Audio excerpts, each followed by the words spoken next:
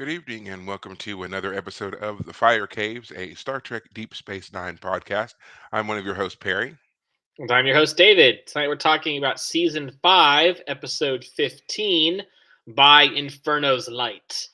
Before we continue, you can find us on Facebook, Spotify, Apple Podcasts, YouTube, and X as The Fire Caves, a Star Trek Deep Space Nine podcast.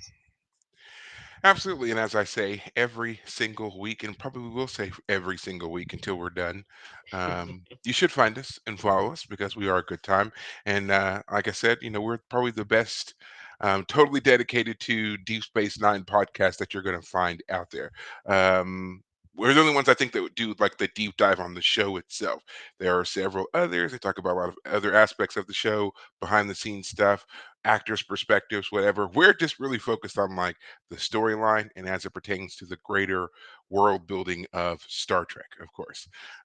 So, without further ado, of course, we're going to get into the episode. But before we do that, actually, so I shouldn't have said without further ado. Um, we like to check in, of course. So, David, how is your week going? Week's been good. Work was better-ish. I was hoping for some people to come back who had been in last Saturday. They weren't in today by this whole week yet, so hopefully that'll work out, but we'll see. But anyway, the book I finished reading as of yesterday, Masters of the Air, the Apple TV, Apple, what is it? Apple Plus, TV Plus, whatever Apple they call it. Plus, yeah. Yeah, Apple Plus. The show came out as of yesterday, or at least the first two episodes. I did see the first episode yesterday. I don't think it's going to be the same quality as Band of Brothers. I mean, I think Band of Brothers was kind of a lightning bolt Lightning moment. in the Just, bottle, yeah. yeah, just so good.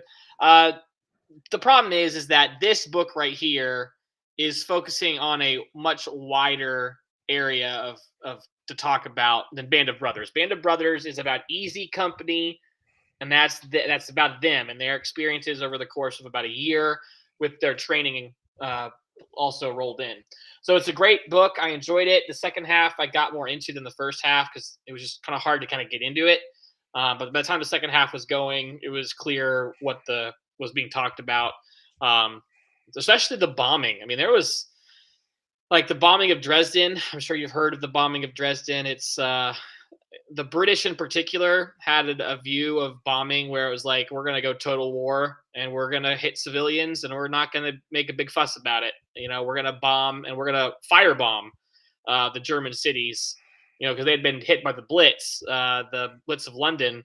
And so they were like, yeah, what goes around comes around, and we're going to make sure y'all never forget it. You know, you started it, basically. The Americans were more like, no, let's hit like strategic targets, but they still ended up having a lot of, killing of civilians and talking about Mhm. how just terrible war is. So it's a very interesting book. I'm curious to see how the show translates all that. Um, I had read Catch 22 before, but I didn't realize it was about the bombing, or at least when I was reading Masters of the Air, it mentioned Catch 22 as a book that, you know, kind of portrayed the fictional aspects of it. I had read it before, and I've just Yeah. started reading it again today. I remember really enjoying it. I read it in college. I mean, it's very funny. It's a black comedy of all Yeah. black comedies. Yeah. So Yeah. you've read it too? Yes, I had to. I read it in high school, actually. I Yeah, remember it quite well. I still have my copy, as a matter of yeah, fact. yeah. So Haven't read it in a while. yeah. But yeah, Well, as of today, I got to chapter major, major, major, major, which I remember the first time reading it like that, really kind of cluing me into like yeah, the ridiculousness of everything. But yeah, looking forward to reading it again because it was just like, oh yeah, I just read like the historical version of what was going on. To be very clear, Masters of the Air focuses on the bomber squadrons coming out of England, whereas Catch 22 focuses on guys who are basically in Italy, or at least mhm. their base is in Italy, but same premise applies. So yeah, it's that's what I read this week. Looking forward to it. One of the fun things though, I texted you when I was reading this. You know, you've heard of 6 Degrees of Separation of Kevin Spacey, right? 6 Degrees of Kevin Bacon is the name of Kevin the Bacon, game. not Kevin Yes. Spacey. Kevin Bacon. Oh my gosh. Kevin Bacon. 6 Degrees of Kevin Bacon. Well, I have 4 degrees of Star Trek to Napoleon now because as I was reading Masters of the Air, turns out there was a freedom fighting force called the Maquis. It's a real historical group. They were French freedom fighters, and that is the exact same name that Star Trek uses for obviously the Maquis. They Uh, are the direct inspiration for the Maquis in Star Trek, as a matter of fact. yes, and it was fun to like read the word and be like, wait a minute, I know that word, and like look Yeah, it up on Star Trek and be like, I gotta make sure. Like, I yeah. read the key thing on was it Memory Alpha, and it's like, yeah, this was inspired by the French Resistance Group. It's like I just read about that, and Maquis is a reference to a certain type of Corsican bush or like landscaping, and Corsica is the island that Napoleon came from. So I feel like all of my life in the last 4 months has suddenly converged to like layer upon layer, making connections. So that was a lot of fun. Like in Trek one moment, connections. That's what I told yeah, you to call them. Trek yeah, connections. direct connections to World War II slash Napoleon slash history. So yeah, it was a lot of fun reading that.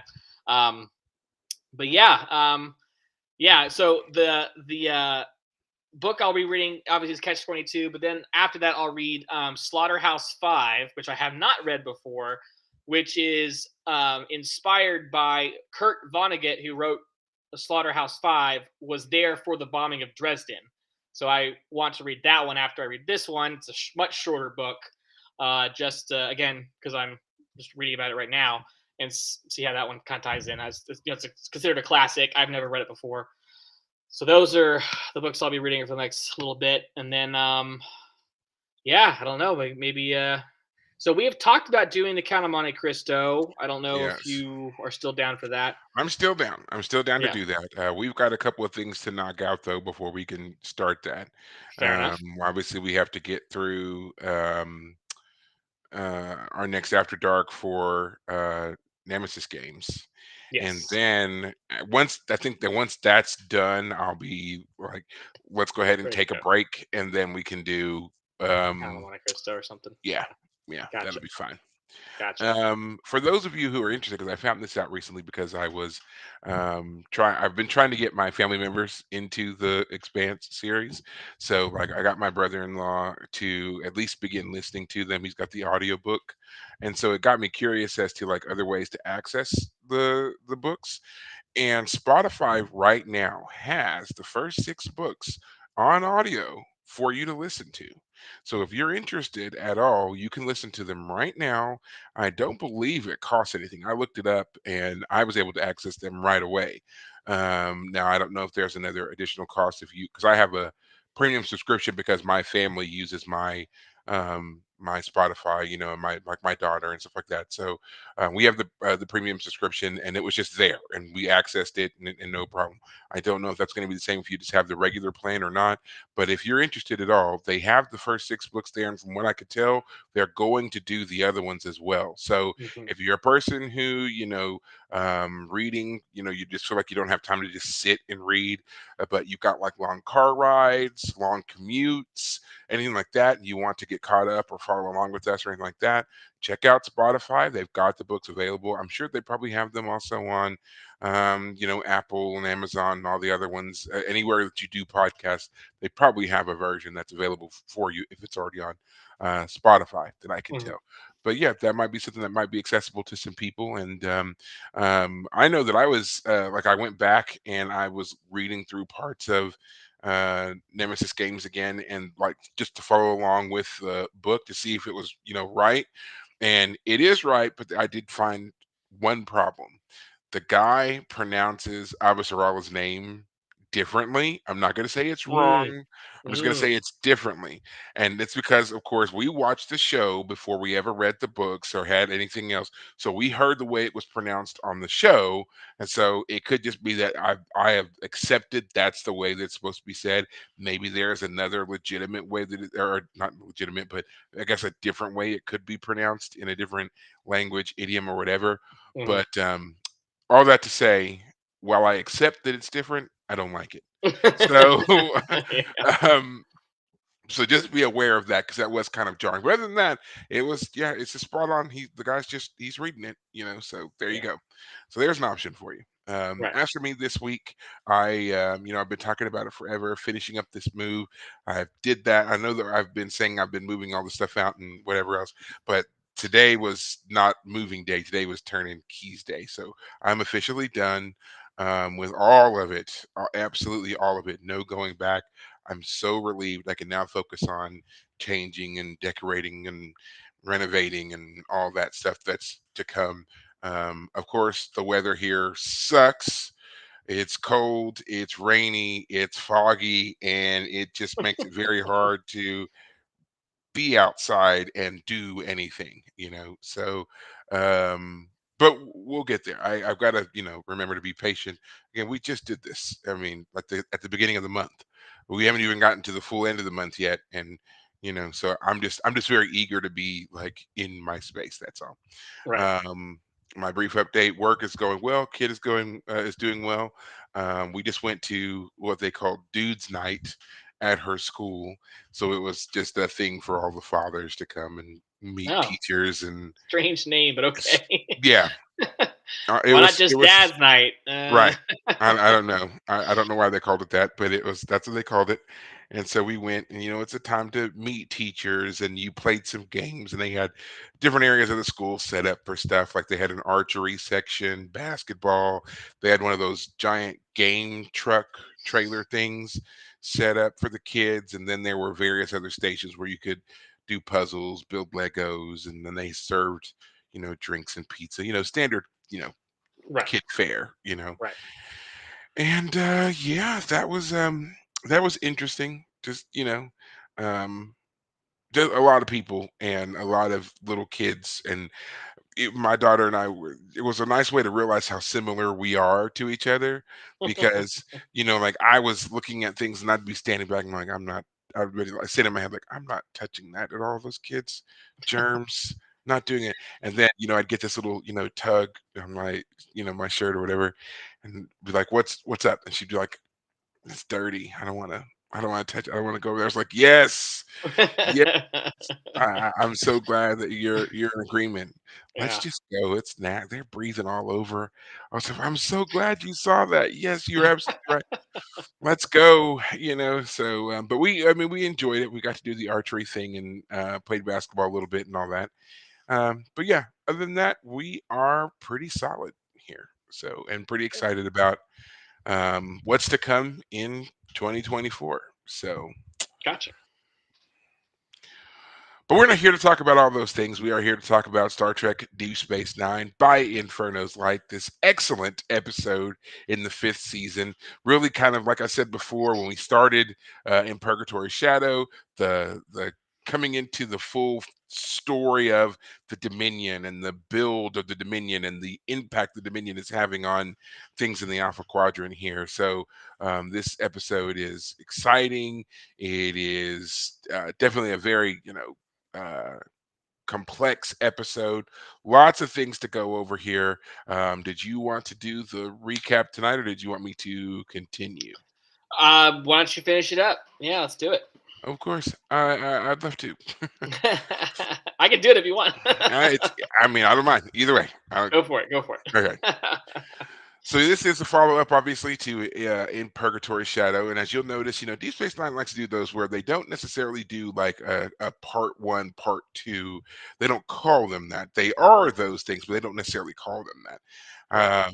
But yes, this is the next part, the ending here, and we start this one basically back on the internment camp, and we see that Garrick, Worf, Bashir, Martok, all still there, and Worf is getting ready to have to begin fighting. They figure out the way that Anabra Tane had been sending, was able to get a message out, and they need someone to continue that work. And the only person who seems to have the skills and the physique to get in there is Garrick. So the plan becomes for Garrick to modify the same communication system that Anabra Tane used to contact the runabout, which they know is still in orbit somehow. They know that it's there, and they're going to use it to trigger the emergency beam out and beam everybody up, and then they're going to hightail it out. Now, I'm just going to pause right here and briefly say why they think that their runabout is going to be enough to not only transport all of them up and get them away when the same runabout got them captured just last episode. I don't know, but hey, we're not going to look too hard at Right. that. So anyway, that's going to be their plan. Worf is singled out. He's brought to the ring, and it's basically going to be the Jem'Hadar learning how to fight Klingons. Um, Back on the station, or actually in the first part of the episode too, um, Dukat, we see that Dukat in his captured Klingon bird of prey, the Defiant, and a couple of runabouts. Again, why I don't know, have decided to confront that massive wave of Jem'Hadar warships that had Mhm. come through the wormhole. We Right. find out here that the saboteur who stopped them from being able to collapse the wormhole had the opposite effect of the wormhole. And I guess this is what I was alluding to last episode. I I noticed as mixed I them was watching together. it. Right. Yeah, yeah. So the sabotage that went through it made the wormhole more stable. Therefore, any future plans to destabilize and collapse the wormhole wouldn't work. Right. That was the result of the sabotage. Right. Um, so they're now going to confront this wave of Jem'Hadar warships, and just before any fighting really starts, the warships turn and head towards Cardassia. Ducat's ship takes off in pursuit, it seems, but then he messages Kira and says, "Oh, he's joining them." And Kira is, of course, understandably shocked. And to which Ducat says, "Well, us on the same side never really made a lot of sense, did it?" And I was like, no, jerk." So he now takes off. Um, Once he's back in on Cardassia, he makes this grand speech about how that all Cardassians should embrace joining the Dominion, and that they have nothing to fear from the Dominion, and only the people who have anything to fear from the combined Dominion Cardassian military might are their enemies. And he makes a vow on his son's life and about his son's birthday, saying that by his son's birthday in 5 days, all that Cardassia has lost, they will regain. Right. Later on, we see that he also messages Cisco and says, "Hey, by the way, that station that you love so much, that's Cardassian, and I'm going to take it back."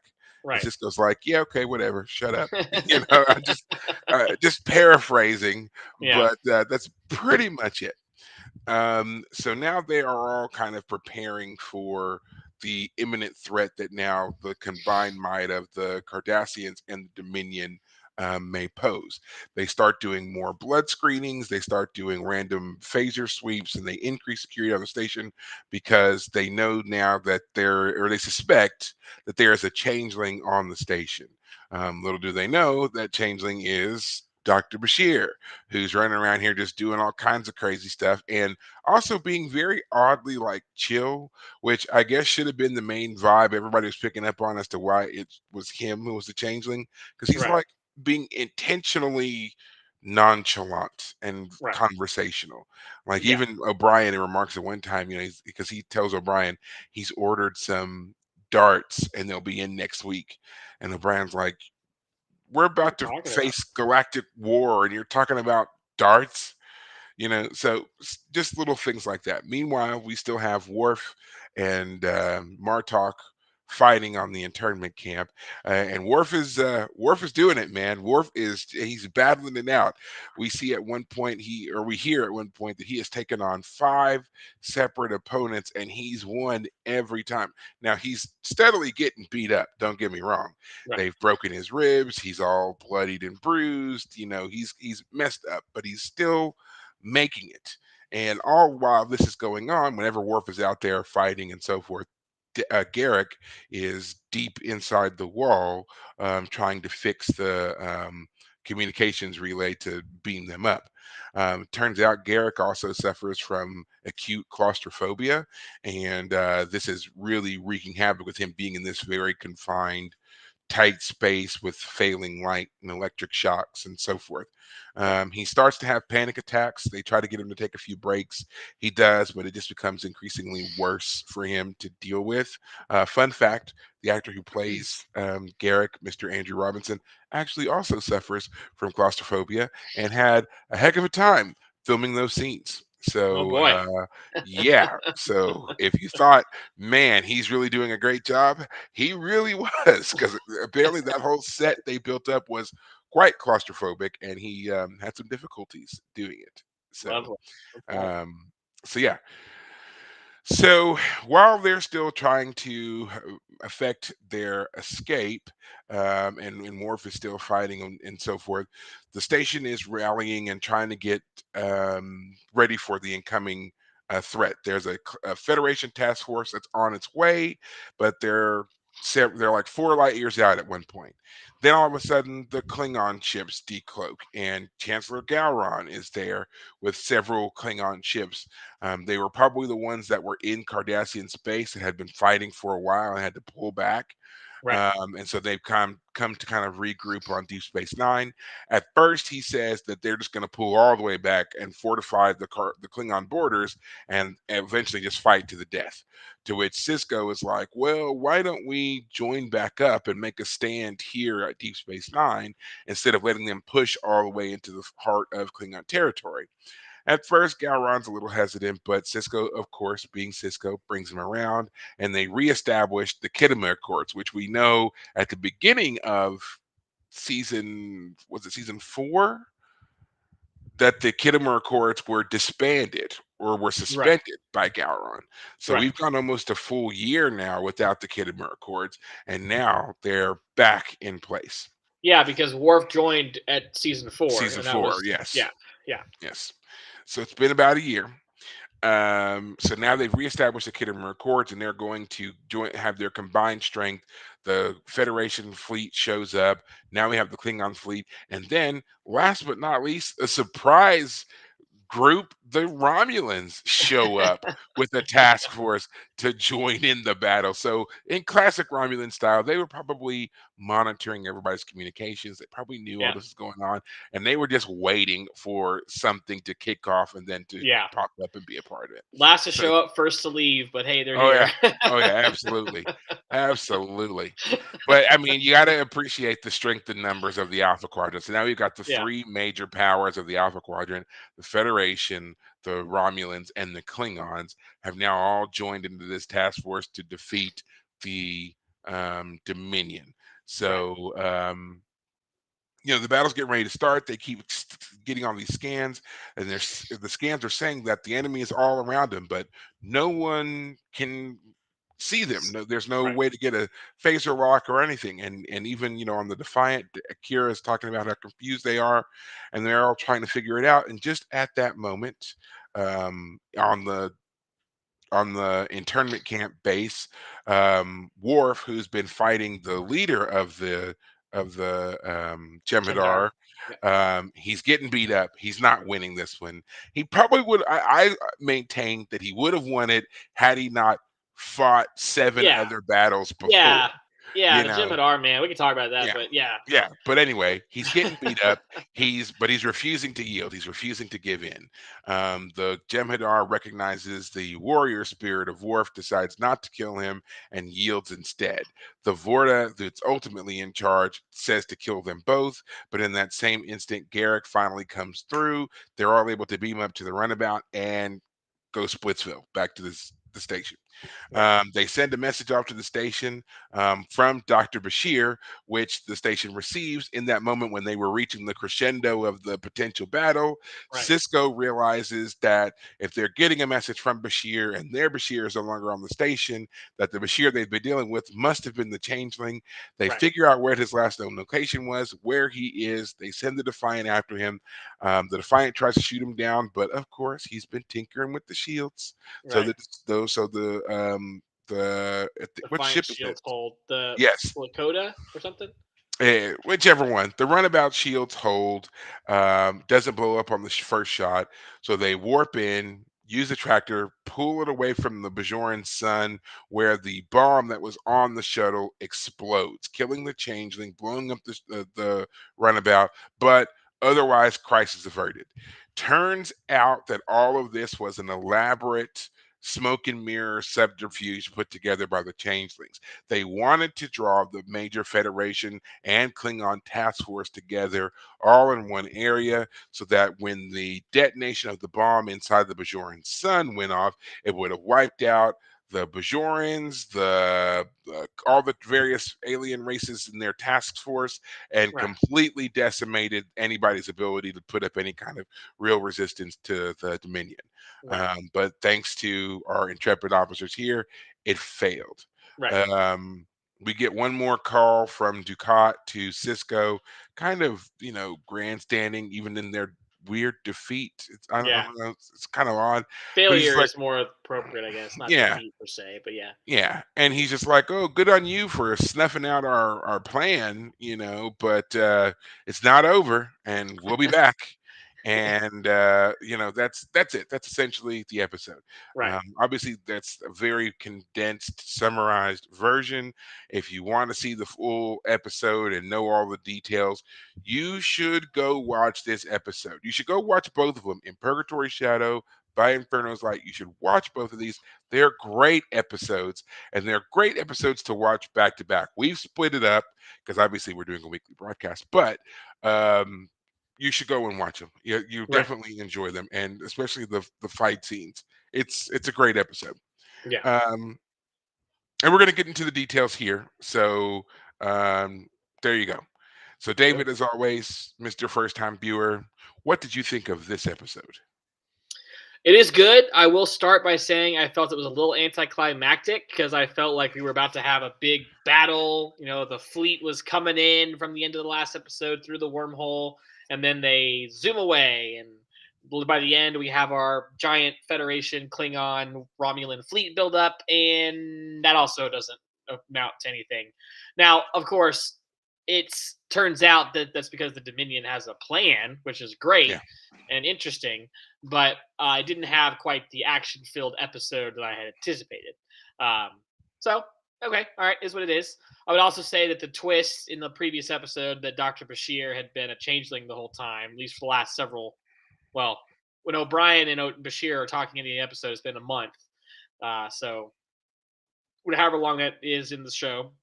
Um, so yeah, it is a little anticlimactic from the sense that I expected one thing and didn't quite get that, but still a lot of good stuff here, especially learning that Garrick is got claustrophobia.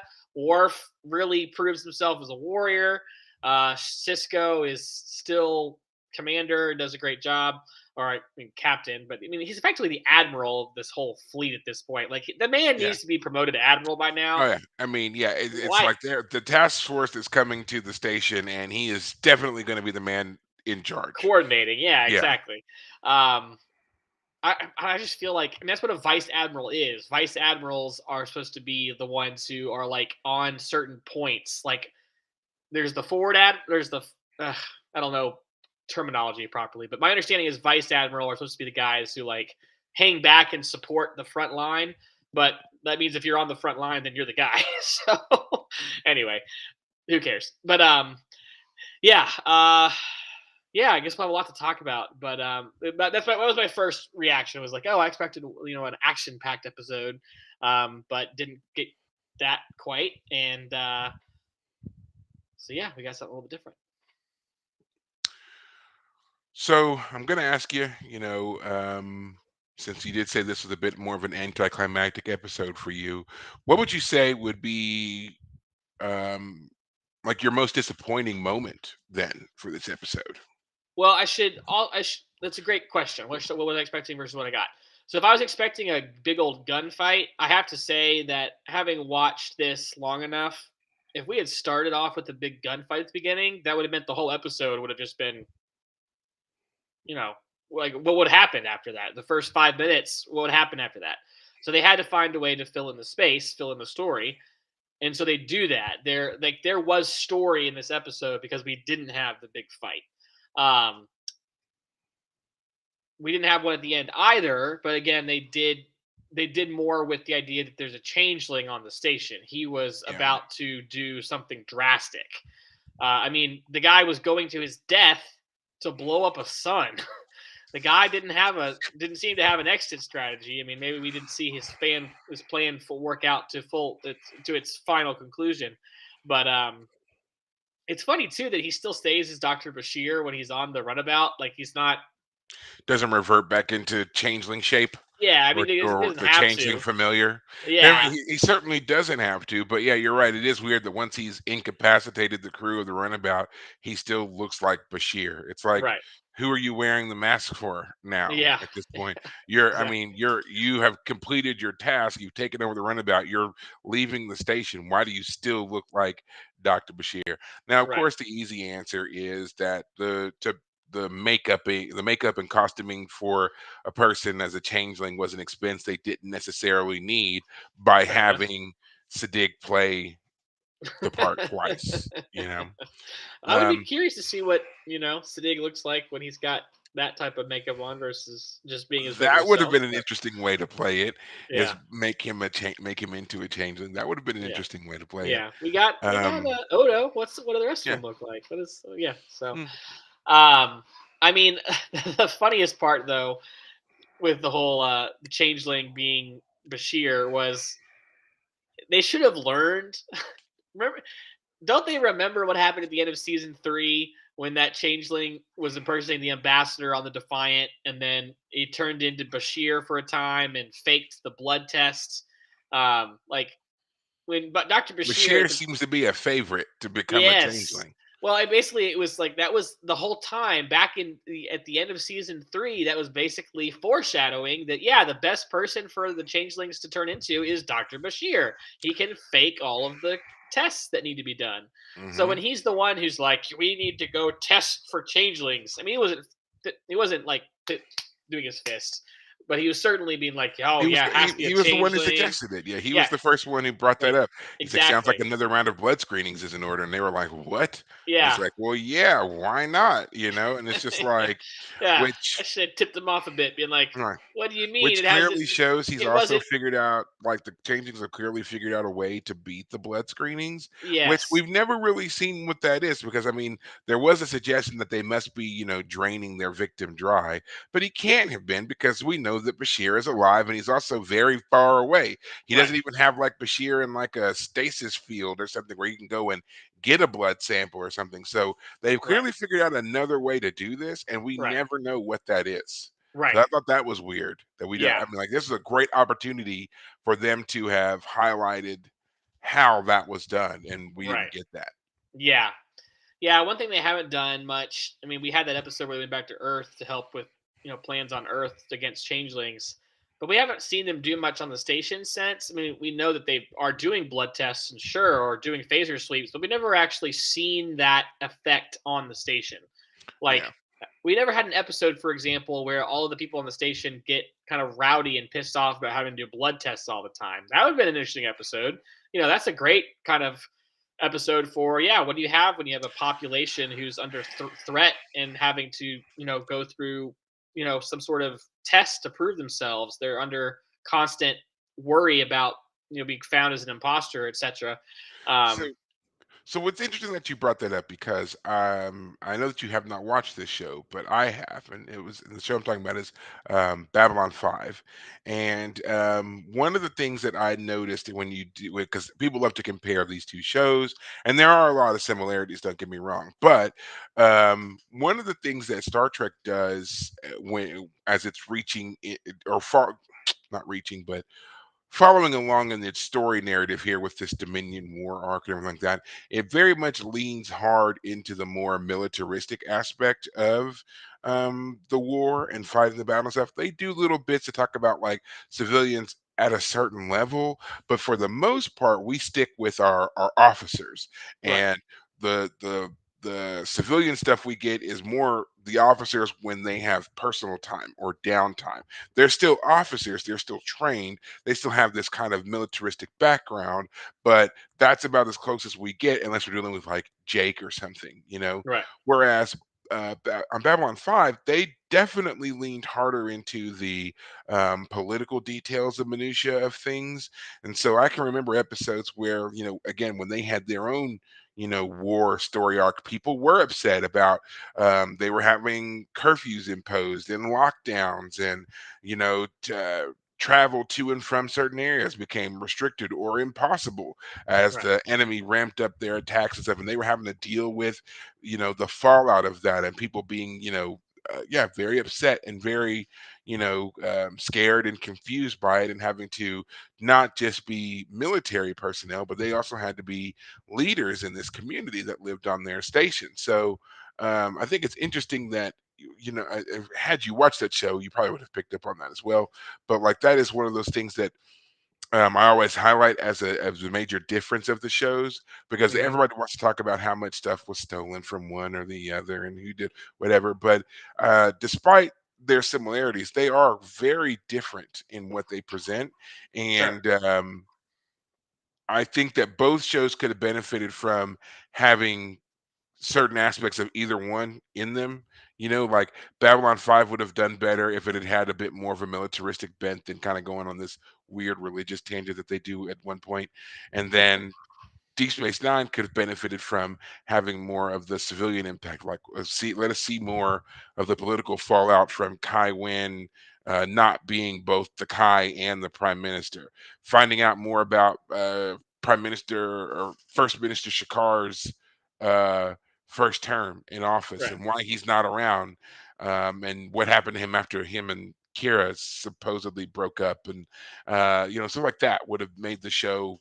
Um, Added another layer and would have kept it. I think it would have actually made the show longer.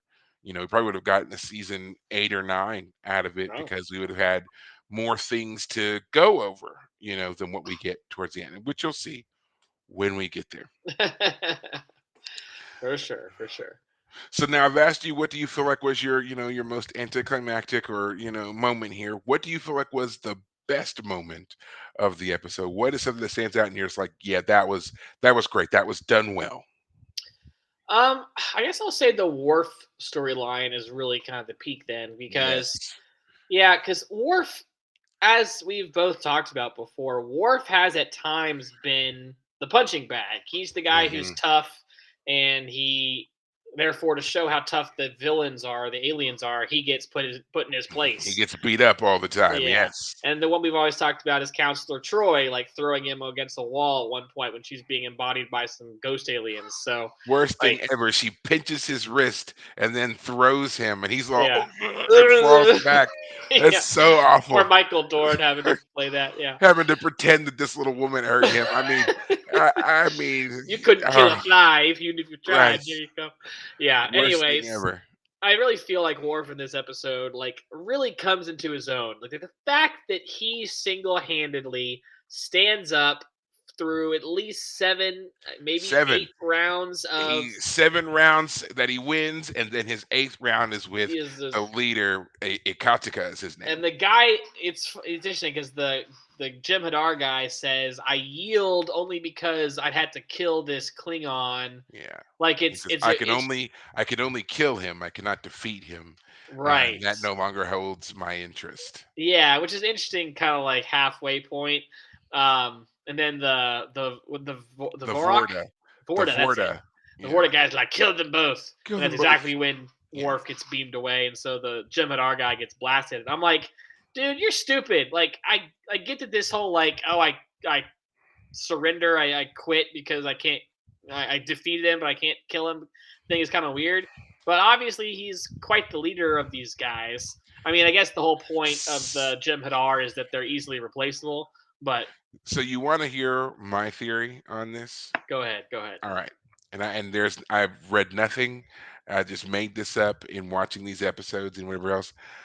The whole purpose of the Jem'Hadar was the fact that they could be mass produced.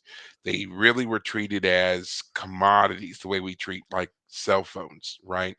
Sure. They were for a purpose. And what the founders never wanted to have happen for the Jem'Hadar was for them to start to have a sense of identity, sense of community. They were just dead soldiers.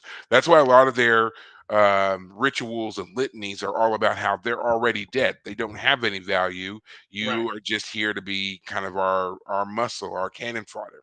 Right. So all that to say that in the moments where the Jem'Hadar have shown any sense of independence or self-preservation, they've all been wiped out.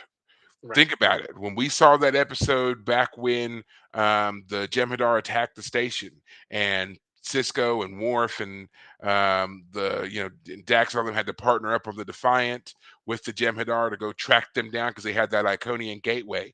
The Hmm. whole reason they were having to track them down was because those particular um, Jem'Hadar had broken away and were Right. trying to establish a life beyond being Jem'Hadar soldiers. And Right. even those Jem'Hadar soldiers sent to hunt them down stayed on the planet because they recognized, remember, because it was first a Metaclan.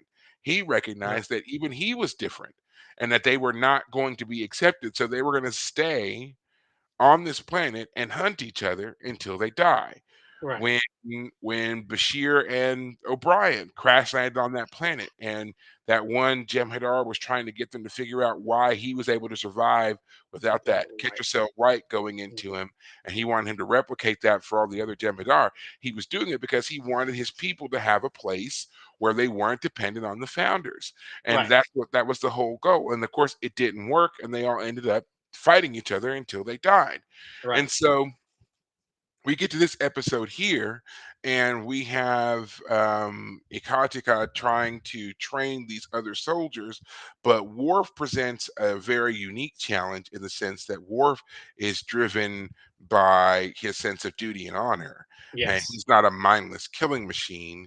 And so he, by way of fighting and defeating many of them, he starts to infect them with this idea of honor. Right. And I think that's what happens here. We're watching the transformation of this Jem'Hadar, and he's a leader. He's an influential member in his own sect with his own group here, and he is acknowledging that he cannot defeat this warrior. Right. And by spreading that message around, it becomes dangerous. He becomes kind of the problem. And that's why the Vorta says to kill him, because he recognizes that that's a strain in them that they have been trying to eliminate. And we've Right. seen that recurring theme there. So they don't Right. want them to identify with their enemy. They don't want them to adapt to any of the customs and cultures of the enemy. They want them to stay in this very one dimensional, you are cannon Yeah. fodder only mindset. Right. Yeah. And I imagine that really, the way I would put it is that any empathy shown by the Jem'Hadar to anyone, including a person that they're beating up and is on the ground right now. Worf is on the ground. He's trying to get up. He does put his hand on the thing, but any empathy, boom, you're gone. Like you've lost your purpose. So yeah, it does make sense from a like yeah, these are mindless killing machines. That's all they're good for.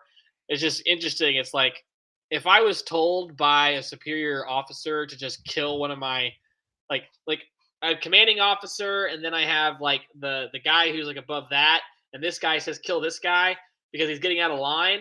I'd be like, well, if you want to kill this guy, then what about me? Like, you're gonna kill me in an instant, and that's exactly right. But that's just how it works. So, And that's also been a feature of Star Trek, is how the chain of command works, and why you should, even no matter where you fall in the chain of command, you still have a conscience. You have the ability to object and to report and do those kind of things. But I think that's why the Jem'Hadar represents such a unique aspect of Trek, because all of that has been completely erased for them. They are to 100% commit and obey the founders, and by extension the Vorta. They're not supposed to take anything else into consideration. And anytime we see any of them deviate from that, they die. They right, almost always die.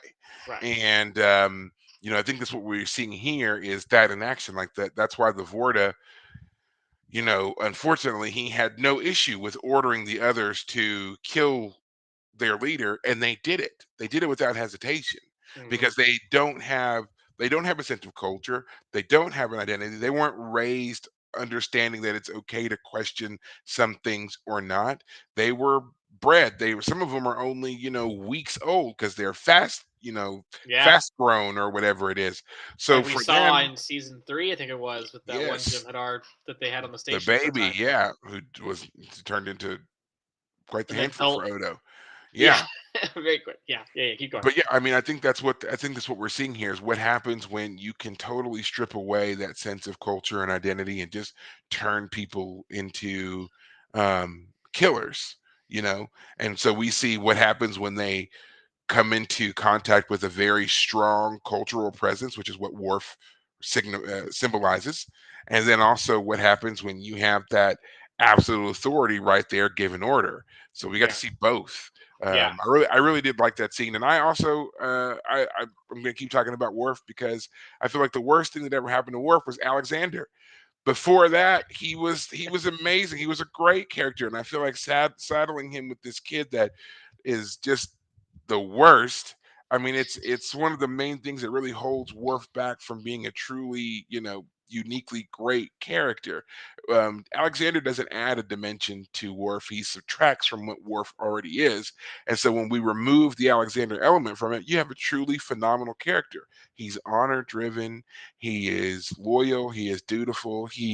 Um, eh, he's so many wonderful qualities that later get echoed in a lot of other sci-fi, which I could think of two that have characters like him.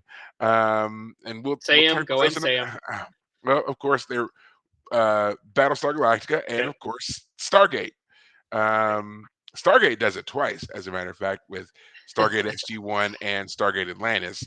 But yeah, both of those characters are straight rips on Worf. I don't care what anybody says. Teal Teal'c and Ronan are ribs on Worf, absolutely, Right. and kind of an amalgam of some other characters. But yeah, there you Right. go. There you go. So yeah, I love the character, and I did love these scenes, and I love the connection that he formed with Martok here Right. in this bit. So Right. Well, I'll say it again. I've said it a million times, but again, I don't remember her name because it doesn't stick in my head. But the half Klingon Kalar, woman, Kalar. I knew Kalis was not the right one because Kalis is their the god, well, like he was their leader the who then first like leader. yeah, who like took on a godlike status. But anyway, her character was great. The Alexander storyline was yeah, I agree it's botched. I mean, I don't think he's even been mentioned if but maybe once here on Deep Space Nine at all, and that's because he just was it was a drag on Worf as a character. He can't be a father and this Klingon warrior at the same time, or at least not in his situation. So it's too bad. I mean, the idea of having a kid makes sense. I mean, whether it was Alexander or something else coming along. I mean, obviously, it's worked for Cisco, is what I'm getting at. Mhm. But yeah, Alexander was always this weird situation for Worf, and it was always kind of a hard thing I for them to try and work around. I think it's interesting that you just mentioned Cisco there because I realized that the main difference between Worf and the way he's presented as a father versus Cisco is totally about the time in which it was done.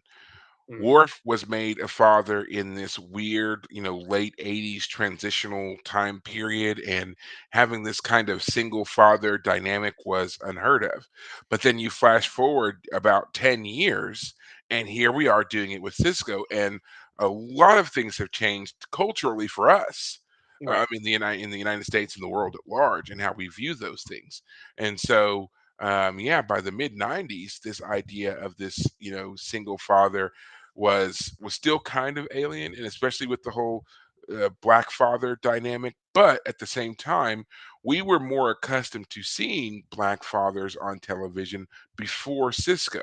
We hadn't really seen that yet, and we were now kind of used to it with um, the Cosby Show, Fresh Prince of Bel Air, Family Matters. All of these shows were featuring strong, positive black role models, right, both men and women. And the father son dynamic was kind of the major one of all of those shows, all three of those shows. So right, yeah, I think that's why I think that we can see that disconnect and kind of the evolution of how that's portrayed in Trek through that timeline as well. right. I just want to say it now because you brought it up. But I loved the Cosby Show as a kid. I mean, we didn't watch it like regularly because by the time I was young enough to really watch it and enjoy it. It'd been off the air, but reruns. I mean, I still love it so much that part of me would still want to watch it again. But man, the cloud on it, man, just Yeah, gosh, yeah, yeah, the shadow cast on that show is hard to beat. I am right there with you. I loved the Cosby Show. I watched it not faithfully growing up, but I mean, it was one of those.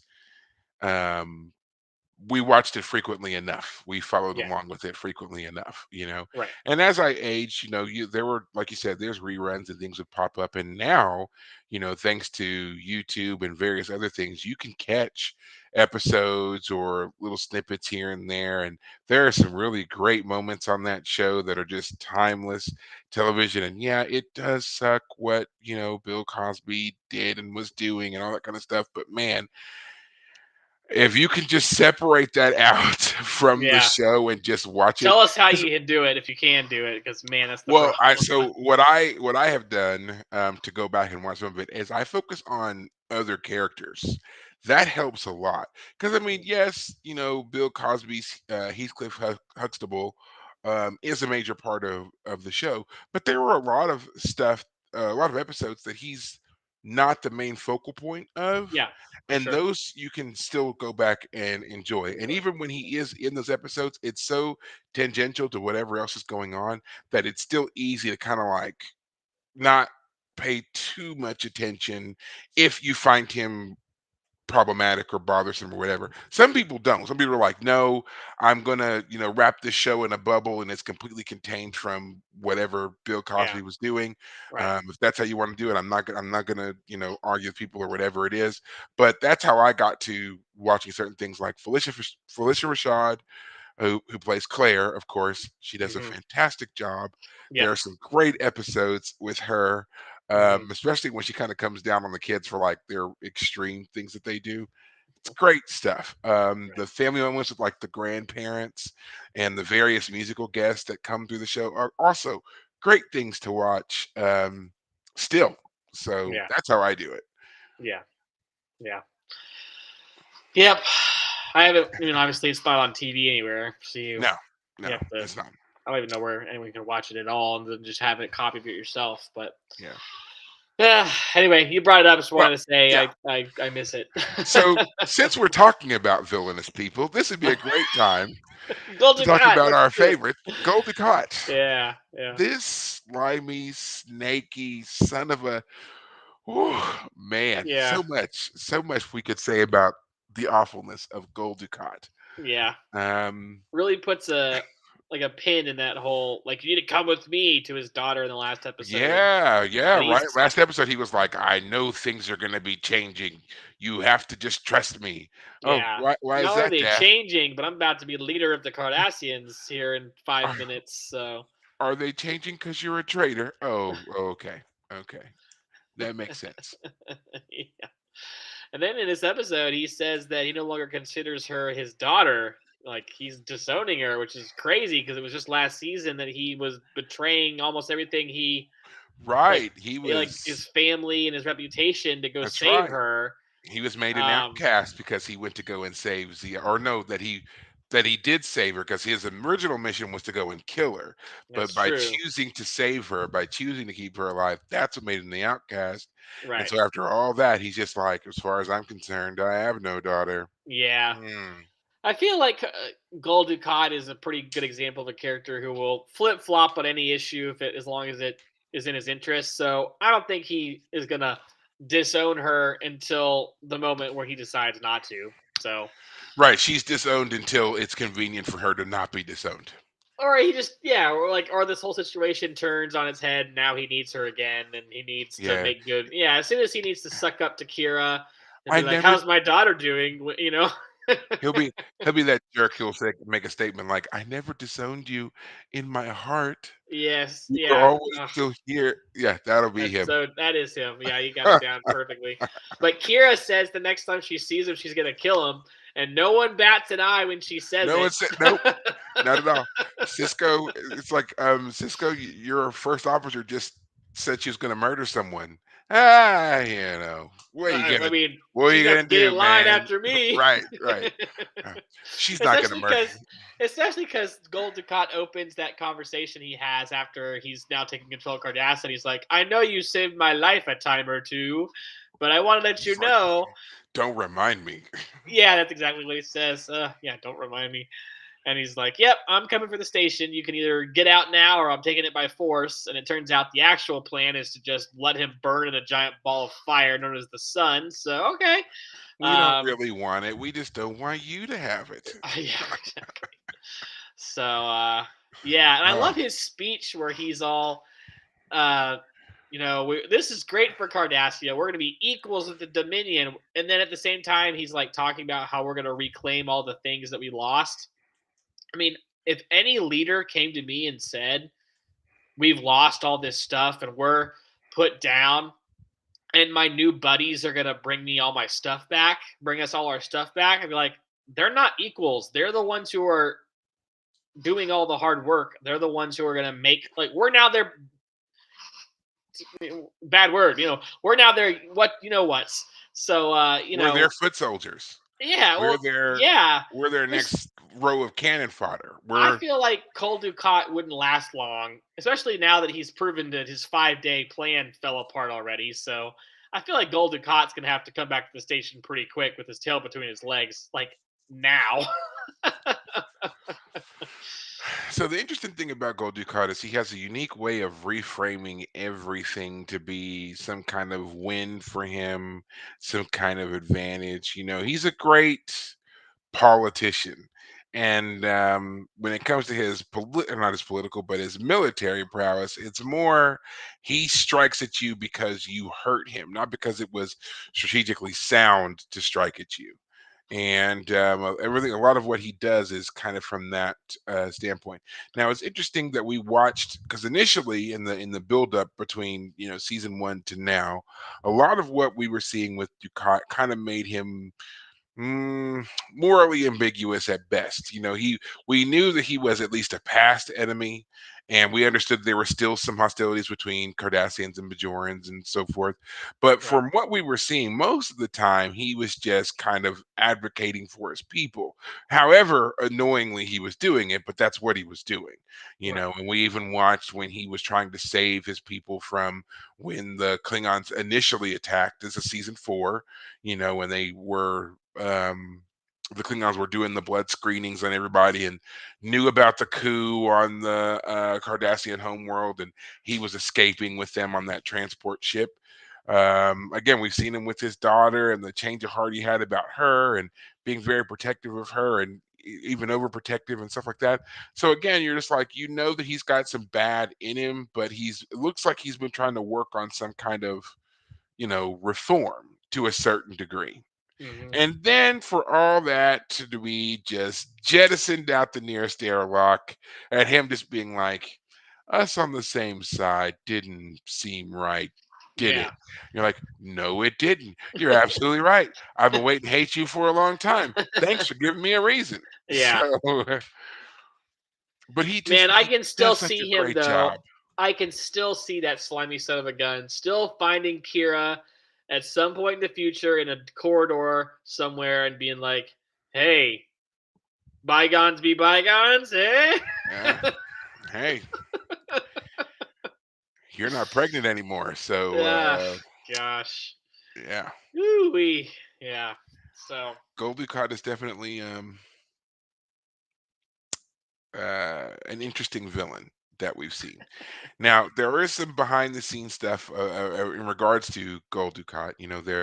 There was a lot of speculation a long time ago about this sudden shift, and people were saying it was a last minute change. But according to the writers and the writing staff, it was always their intention that Gold Dukat was going to be the bad guy.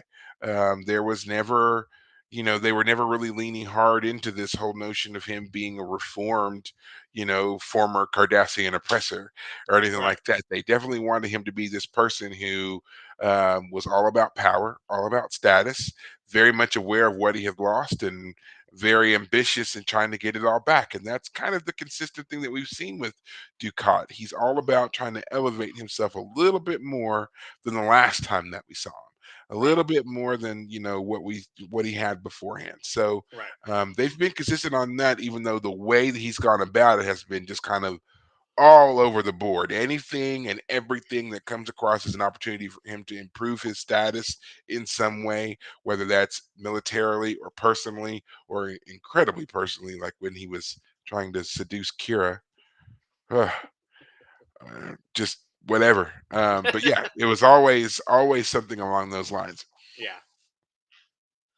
But I Yeah. like Ducat as a villain. I do Yeah. No, like. you gotta have good villains Yeah. to have good storylines. So, I mean, I'll just go ahead and say it. Unfortunately, one of the problems, of course, of trying to study, like, learn details about the show is, like, I read something about the Cardassians were going to be joining up with with the Dominion at some point, and if so, when it happened, I wasn't surprised. Well, stop doing that, David. I know. I'm trying. I'm trying not to read too far ahead. Like, but it's the problem is, like, in the notes on, like, Wikipedia or something, will be like, this episode ties into the one where I was like, ah, damn it. Like, I'm Stop it. just lot. Stop Yeah, it's doing like, that.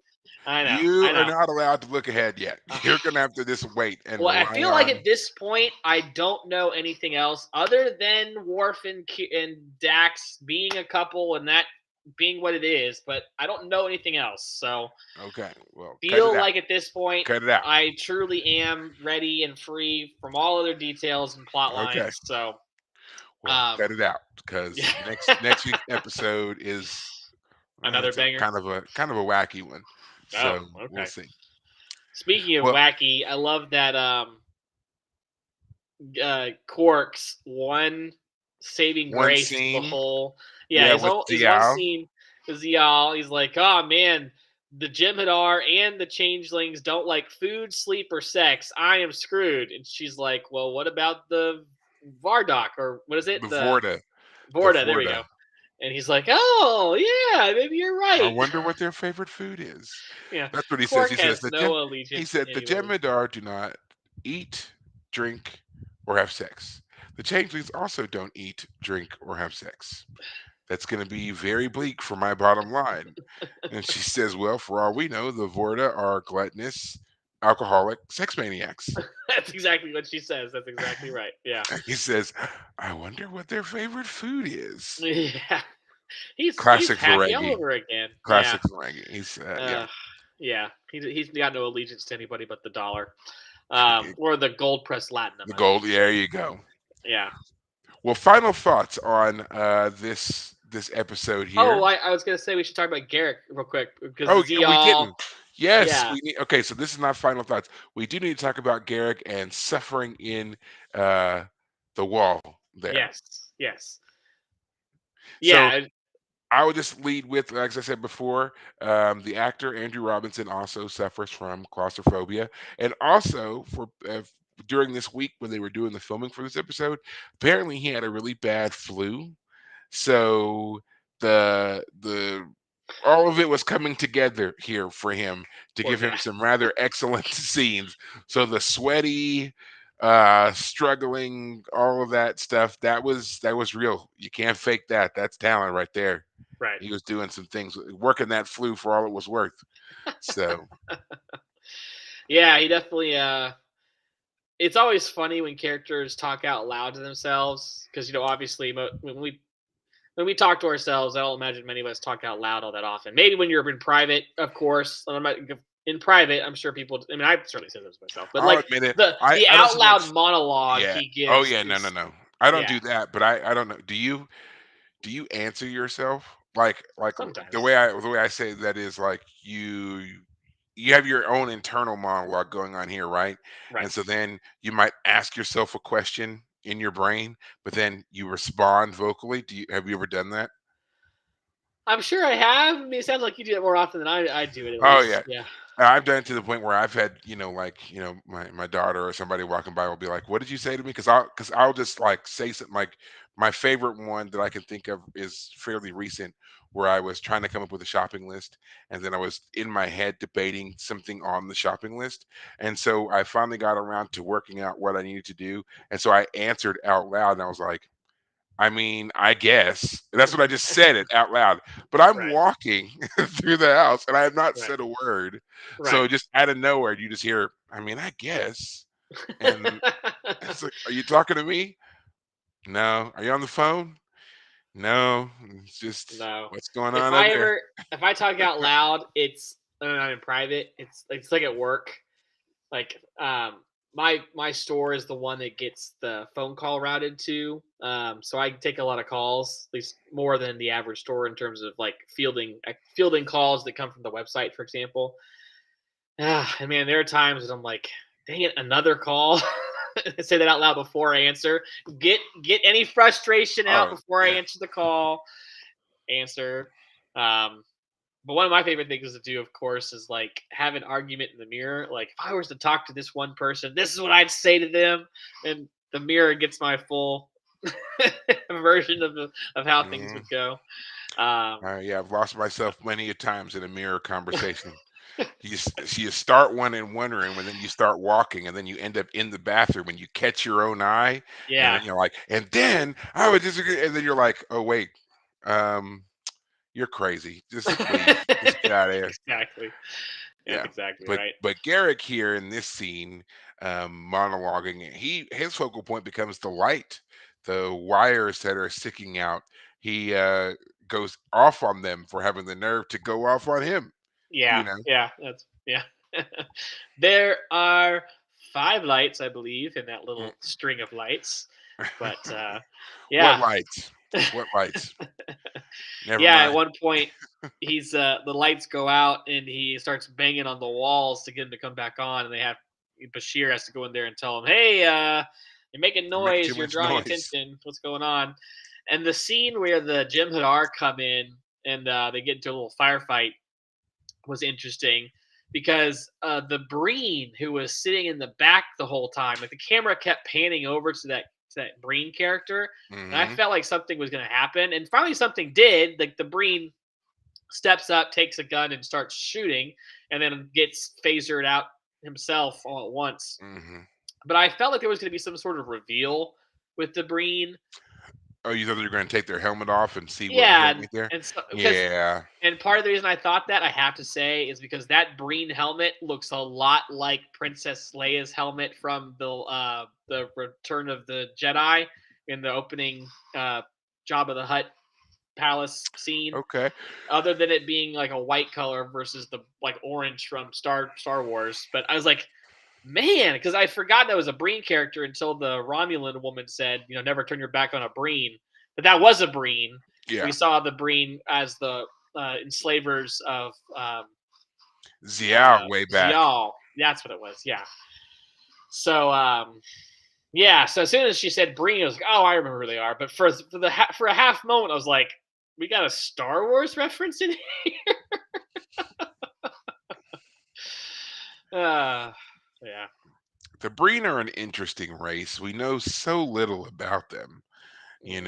and even the information that we have is contradictory. Like we're told that the Breen homeworld is frigid. It's a freezing cold wasteland. Yet on some other instances, it's kind of reported as opposite, like a sand pit, or. So it's Mhm. just like which is it? And then it's can the Breen that the Breen don't tolerate heat well, and yet we've seen them in desert climates.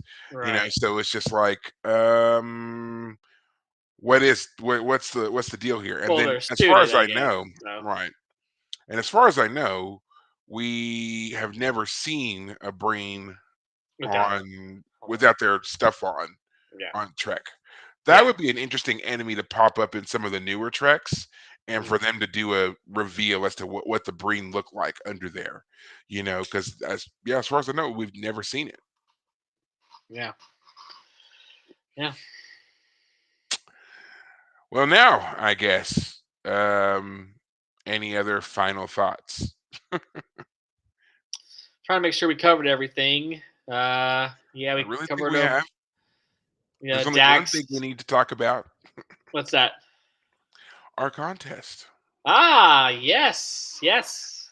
So we do have a winner, and our winner is with us tonight. Um, Vincent, wherever you are the winner of our Star Trek medallion contest. So congratulations. Thanks for participating. Thanks for doing everything that we said to do in order to enter, and then obviously to win. So now the next part that we need to do is get your contact information so that we can actually send you the medallion. Okay. So just let me know the address that you are comfortable giving to us so we can send the thing to you. And again, you don't have to pay for anything. You don't have to do anything other than give me that address and we will send it out to you. I'll also, once it's shipped, I'll give you the information so that you can, follow along with that and know when it's coming and so forth. But again, congratulations and thank you for following along with us and participating in our contest. And hopefully, other people will do the same. I don't know when we're going to do another contest, but we'll keep you posted on that as well. So, Vincent, the best way to reach us to give us that information would be through Facebook. You can find us as the Fire Caves, of course. Just send us a message identifying yourself and giving us your address, and then we will go from there. There is an email address.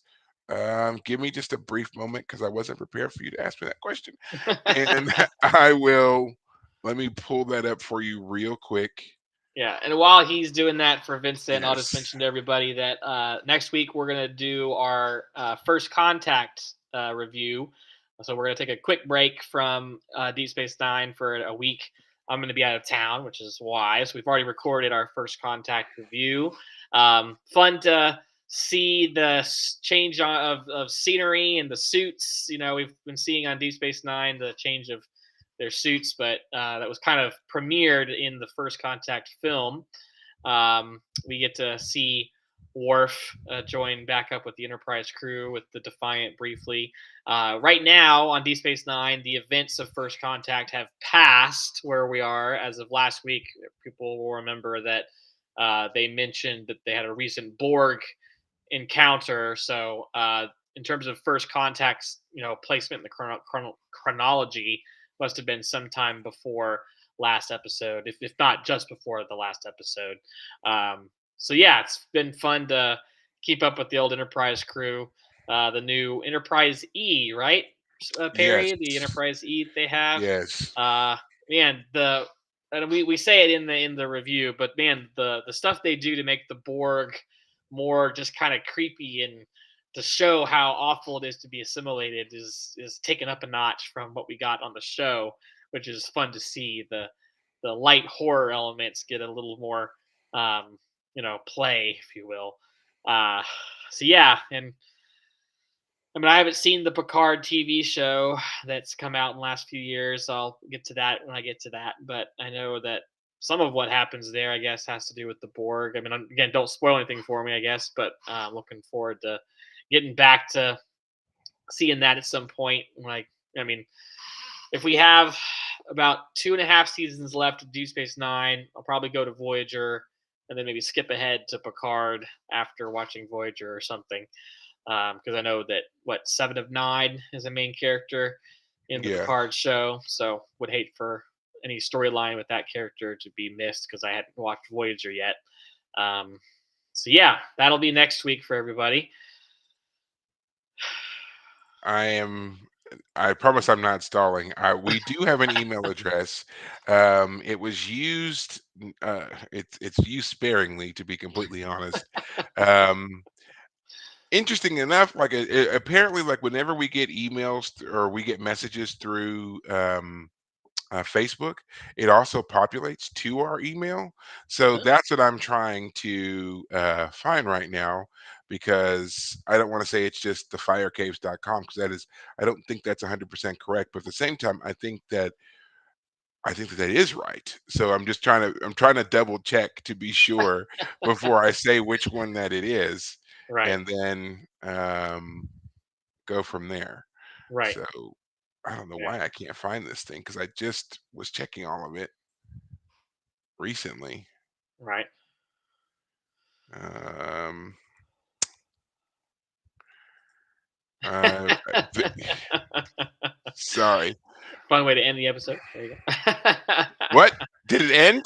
No, and I'm just saying this is the end of our episode now. Is if we're talking about figuring out an email, this is how Yes. episode Okay. concludes. So yeah, this is we have the episode concludes. I'm very sorry. I don't want to prolong this. Vincent, I don't know if you're still in our chat or not. Hopefully you are, or you can always go and watch this episode. If you can, try to send a message through um, Facebook or even YouTube. I will look for you and contact you and get your information. Okay. I think that it does just kind of auto syncs everything to us. I'm sorry I did not have that for you. I don't know why I didn't think about it. Um, I think you could um, DM on YouTube. I think that's possible to do direct okay. message on YouTube. So I think that's true too, because but I haven't done it in a while. So yeah, but if that's the case, then yeah, just drop us the message on YouTube and give us your details, and then we'll send everything out to you. Okay. I do apologize for that. I'll be better about contests and having necessary contact information later. But yeah, well, now that we got that taken care of, a couple of quick updates. As David said, we will not be here next week. You will be able to listen to our After Dark about First Contact. You can also look forward to us doing another After Dark in which we will be talking about Nemesis Games, the fifth book in the Expanse series. mhm. Um, you can watch all episodes of Trek on Paramount Plus, except for Prodigy, of course. All of that's been shifted to Netflix. And the newest Trek, or not the newest one, but Discovery, will be finishing its final season, and that is supposed to be coming out in April. So that's going to be it for us tonight. You can find us and follow us anywhere you happen to do your social medias, and listen to us anywhere you happen to listen to podcasts. I do it on Spotify. So until next week, guys, take care of yourselves. Thanks, guys.